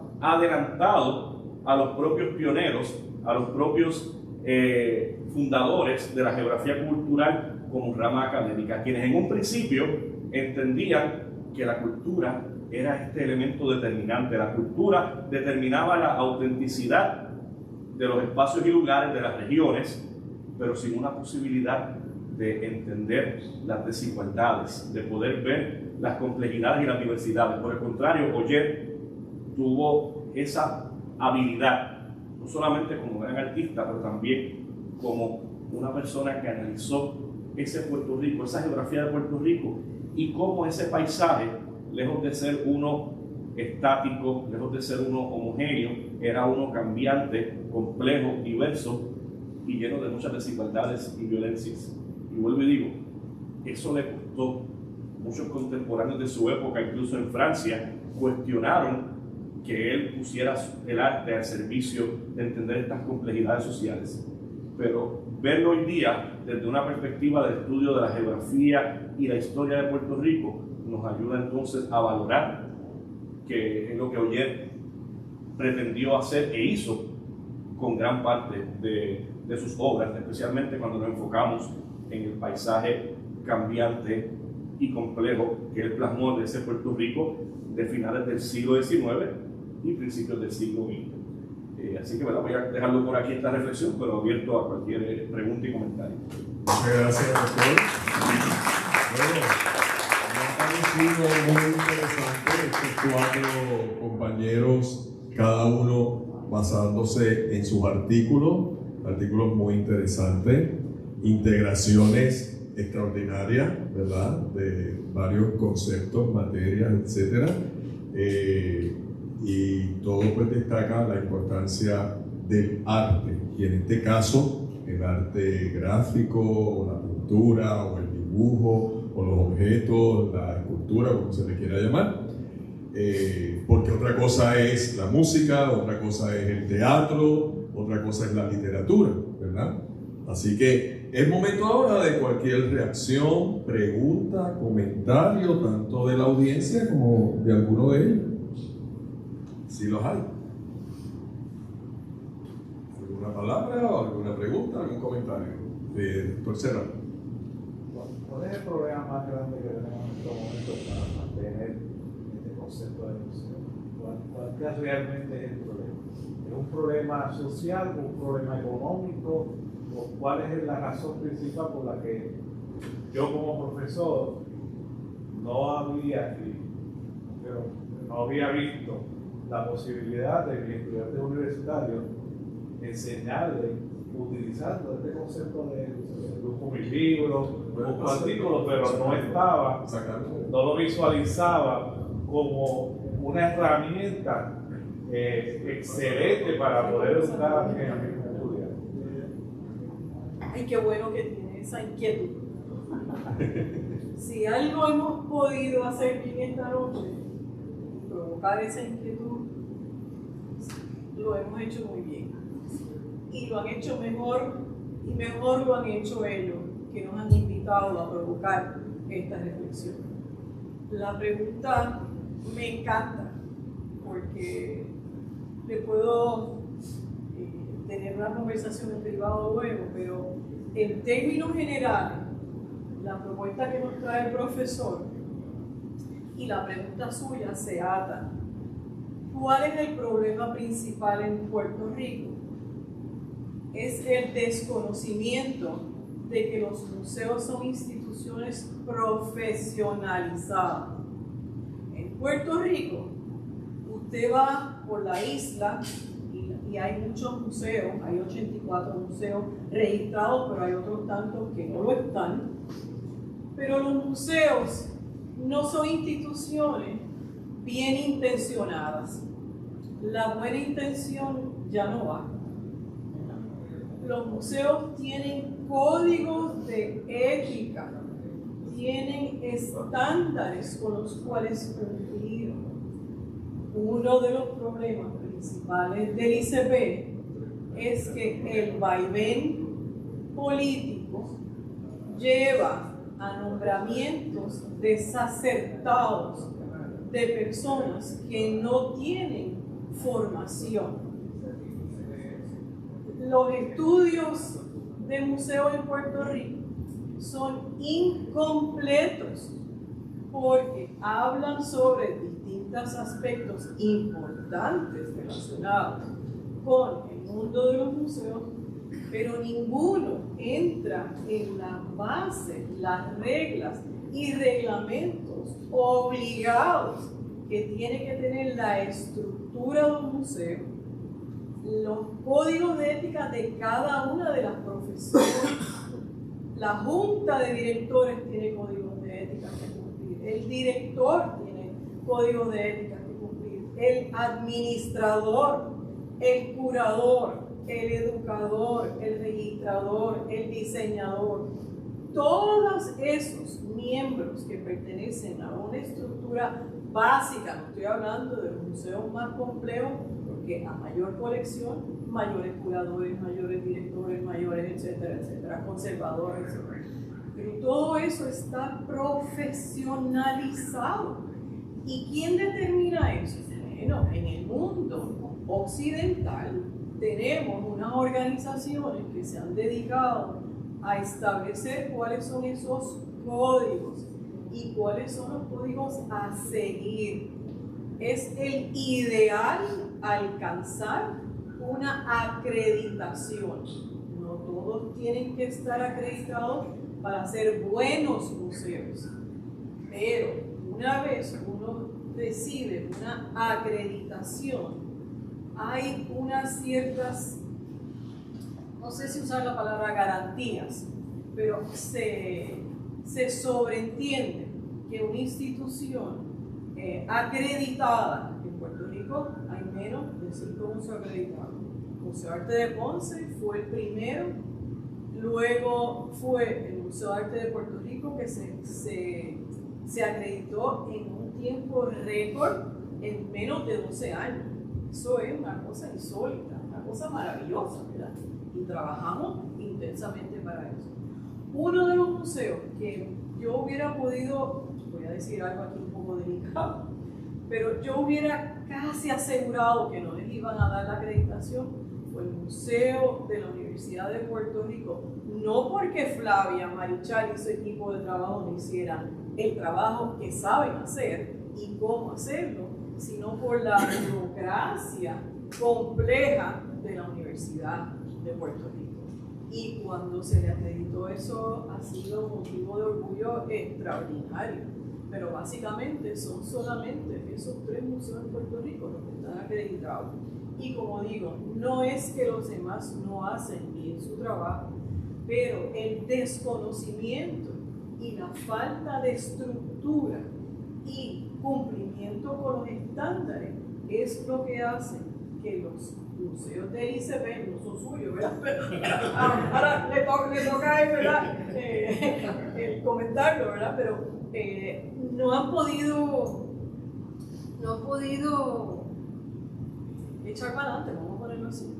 Yo les puedo hablar en primera persona con respecto a esto.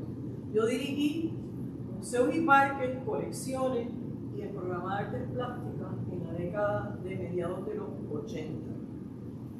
Se dio un caso que me sirve para explicarles lo que le digo de los códigos.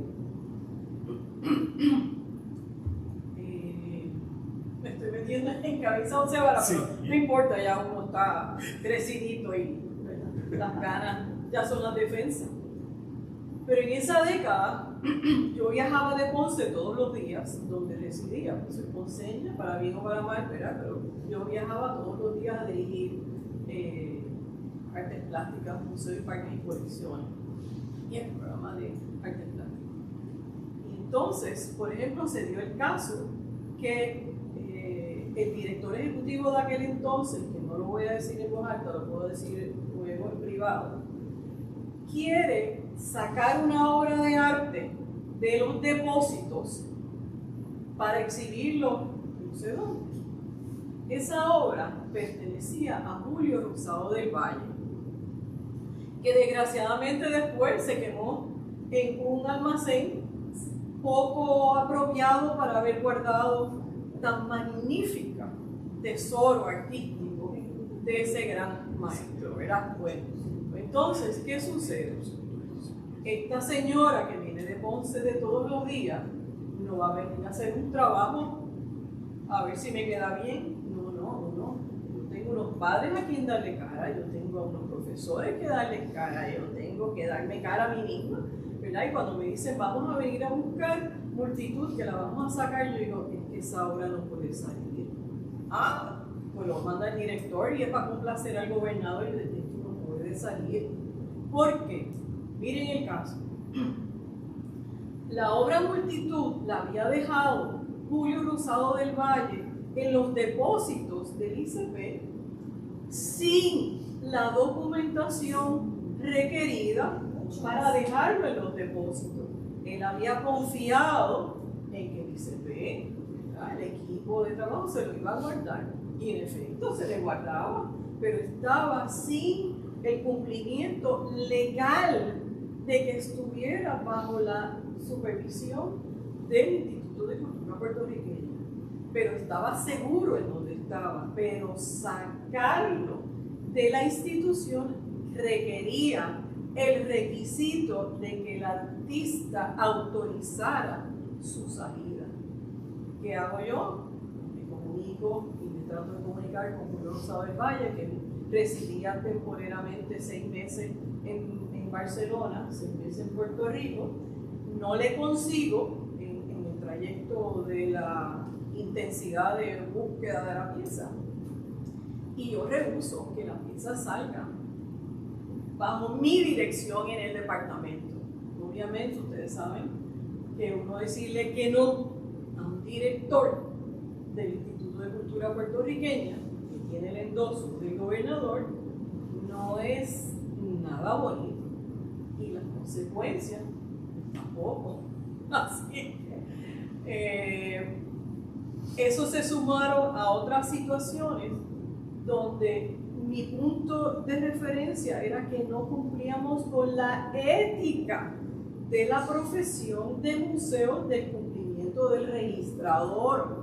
El registrador de artes plásticas o de colecciones no tenía el permiso, no tenía los papeles formales de ese documento, por lo tanto esa obra no podía salir. No salió. La única que salió fue Yours Truly, ¿verdad? Y les tengo que, ahí la canción que dice que me tropecé con la misma piedra. ¿Cómo fue? ¿Cuál es la canción? Tropecé de nuevo con la misma piedra. ¿Verdad? ¿De quién era eso? Julio Iglesias. De Julio Iglesias, ¿verdad? Pues esta doña, pues, me mandan a procurar, me mandan a buscar en los 90, como 10 años después, para ocupar la plaza de directora de los museos solamente. El director de aquel entonces, que tampoco voy a mencionar el santo, me ofrece un salario X, pero me da un presupuesto para los museos que en aquel momento era $21,000. ¿Verdad? En aquel momento, es interesante, usted menciona 16 museos, pero llegaron a existir, aunque sean nombres, 21 museos. ¿Verdad? Así que él me estaba ofreciendo $1,000 por museo, cuando en la década de los 80 yo no había hecho caso alguno al preparar el presupuesto, y yo preparé un presupuesto como el que debía ser. Y en aquel momento había que generar sobre $1 millón para atender las necesidades sin hacer un trabajo demasiado profundo en las necesidades. Pero imagínense, 10 años después, ofrecerme $21,000 cuando el salario era mayor al dinero que podía trabajar. Así que en ese momento yo había estado nuevamente desempleada, porque la vida de la gente que trabaja en un museo no es glamoroso, como les decía ahorita. Y yo estoy desempleada, pero le digo al director, le digo, lamento mucho, no puedo aceptarle su invitación que me distingue, pero el presupuesto que usted me está dando no es posible hacer bien mi trabajo. Yo le voy a estar robando al pueblo de Puerto Rico ese dinero en salario, porque yo no voy a poder ejercer bien mi trabajo. Bueno, un cuento más. Este es el más dramático. Ese no son dramáticos, el dramático es el que viene ahora. A la semana me procura y me ofrece el puesto de directora de los depósitos de obras de arte y de algo que quizás no está documentado, es de un laboratorio de conservación que se abrió en el Arsenal para preservar y conservar las pinturas y los carteles. Bueno, ahí, muy bien, pues muchas gracias, sí, pues empiezo mañana. Pues vamos a suponer que empecé el lunes. El martes llega el director ejecutivo con su asistente para darme la instrucción que preparara 90 paquetes de carteles de la Dibetco para regalar. Los carteles de la Dibetco no eran los de la colección que ya estaban registrados. El museo había recibido décadas anteriores todo el sobrante de los carteles de la Dibetco que pertenecían al departamento de instrucción, que era como se llamaba el departamento de educación. Bueno, pues esos carteles, sin que me quede duda alguna, eran 3 columnas que llegaban del suelo al techo. Ustedes saben que los espacios en el Arsenal son espacios muy altos, ¿verdad? Así que habían 3 columnas de los sobrantes. Y le digo yo, al segundo día de llegar, le digo al director, lamento mucho, pero eso no se puede hacer. ¿Por qué no se puede hacer? Porque esos carteles no pertenecen al departamento, no pertenecen al instituto. Hay que pasar, otra vez, código de ética, cumplimiento, hay que pasar formalmente esos carteles del departamento de educación, que ya era el departamento de educación, eran 90, pasarlos al instituto. Y toda vez que esas piezas se pasaran al instituto, había de todas maneras que establecer cuáles eran los protocolos y las políticas para el manejo de esas colecciones. Y en cuyo caso, no es que no se pudieran preparar los 90 paquetes, pero los paquetes antes requería que uno estableciera las alianzas con las bibliotecas de Puerto Rico, con bibliotecas en Estados Unidos, con bibliotecas en Europa, que garantizasen la preservación de esa colección. Bueno, pues de ahí empezó todo un proceso de persecución, donde yo dije que hasta que no se enumerara y se contara cada uno de esos carteles, de ahí no salía un cartel. Y cuando se terminaron de contar, los empleados del Instituto de Mantenimiento fueron a buscar los carteles bajo lluvia y se taparon con los carteles de la Dibetco para traerlos aquí a esta institución en un sótano lleno de hongo y humedad. Eso entonces provocó que toda vez que se terminara el proceso de conteo y de traslado, los carteles salieron de la institución y yo también. Así que ahí viene la respuesta quizá incompleta, pero de hechos reales, donde los códigos de ética son legales, que hay que cumplir.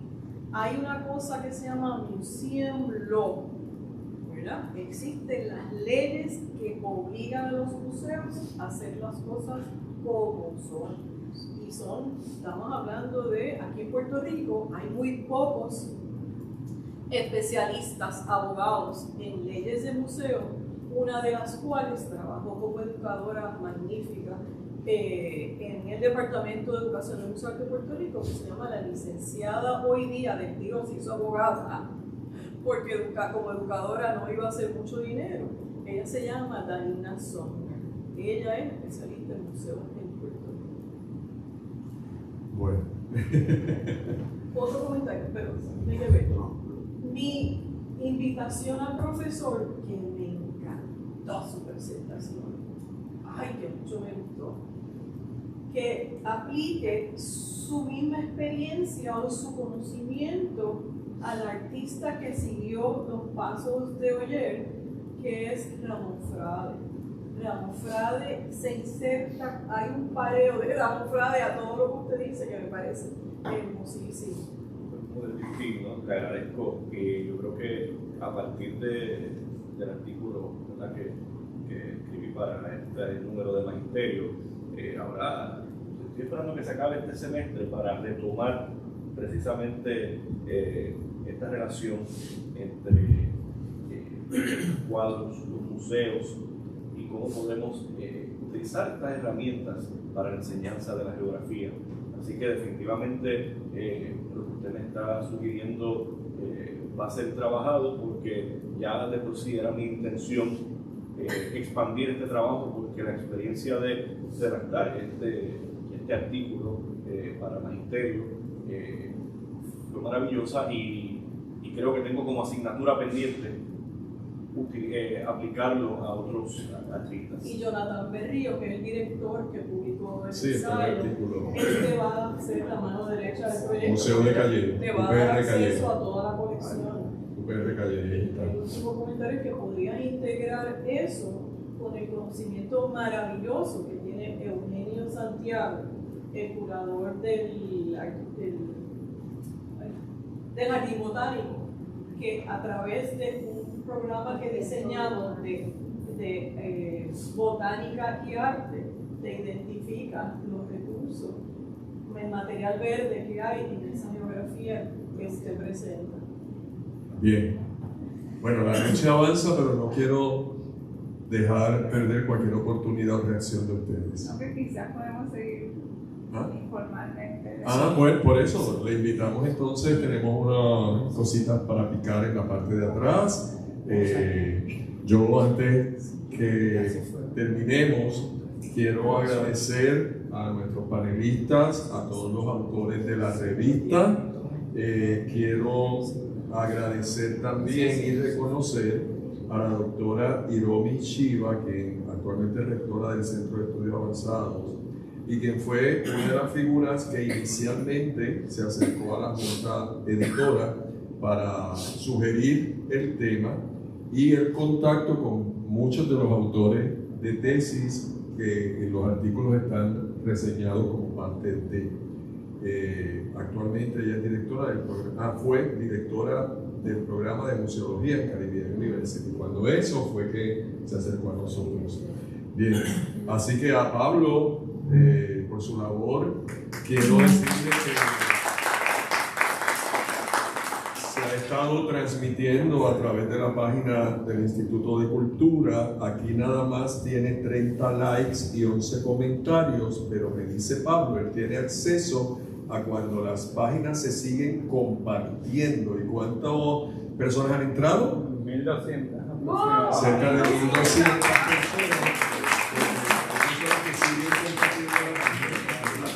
Así que 1600 ya. 1600. Bien. Y entonces le pedí a Madeline esta tarde en nuestra oficina que nos sacara la estadística de la revista Magisterio de Museología. Va a cumplir 4 meses, todavía no los tiene, pero ya tiene 198 lecturas en línea, aparte de las que entregamos a mano. Tiene 198 lecturas en línea, y han impresiones 2.972 impresiones y la han accesado en Puerto Rico, Estados Unidos, Irlanda, Emiratos Árabes, México y España.